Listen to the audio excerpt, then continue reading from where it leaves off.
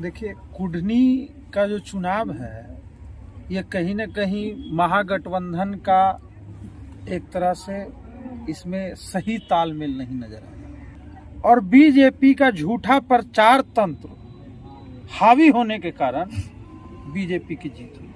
जन अधिकार युवा परिषद के प्रदेश अध्यक्ष राजू दानवीर ने कुढ़नी विधानसभा उपचुनाव के नतीजों के बाद अपनी प्रतिक्रिया में कहा कि चुनाव के नतीजों से महागठबंधन को सबक लेना चाहिए। साल 2024 में देश का चुनाव यानी लोकसभा चुनाव होने वाला है।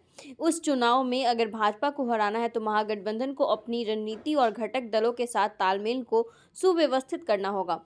यह चुनाव महागठबंधन के लिए आगामी रणनीति तय करने के लिए खास चुनाव रहा है।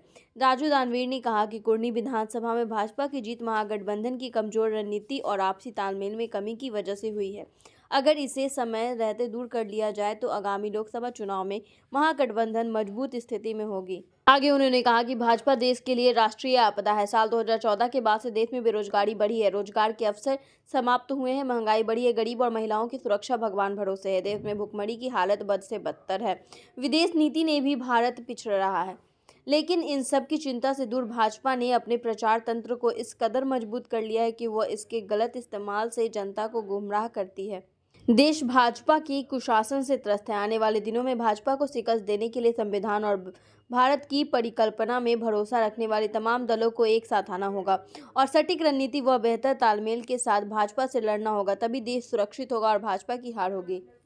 देखिए, कुढ़नी का जो चुनाव है ये कहीं न कहीं महागठबंधन का एक तरह से इसमें सही तालमेल नहीं नजर आया।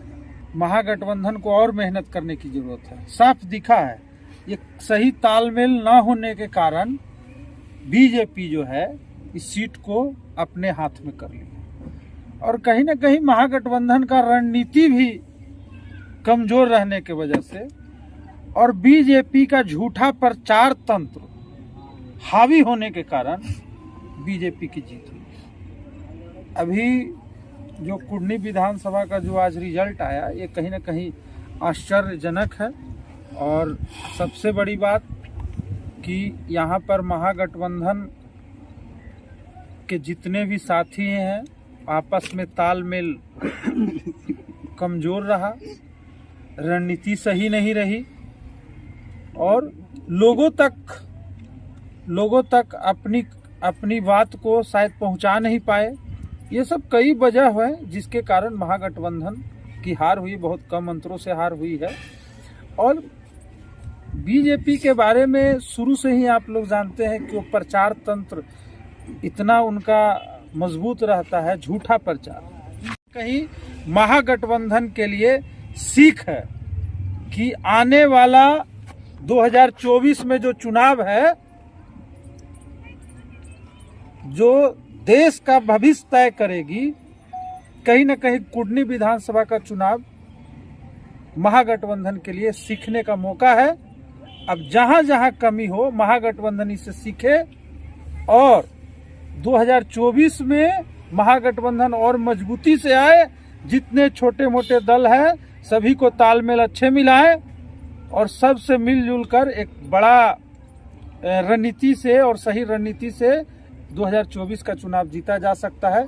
क्योंकि बीजेपी से कहीं न कहीं और जो केंद्र सरकार का वर्तमान में जो रवैया है आम आदमी गरीब आदमी के प्रति, उससे कहीं न कहीं भारत के जो वासी हैं, देशवासी हैं, वो त्रस्त हो चुके हैं।